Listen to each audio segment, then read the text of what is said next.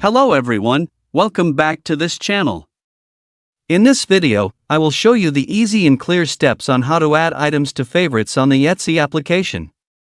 So how to add items to favorites on the Etsy application? Make sure you keep watching this video until the end. Let's get started right away.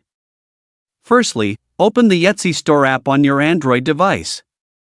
This is the initial screen of the Etsy Store app. Next, find and select the item you want to add to your cart.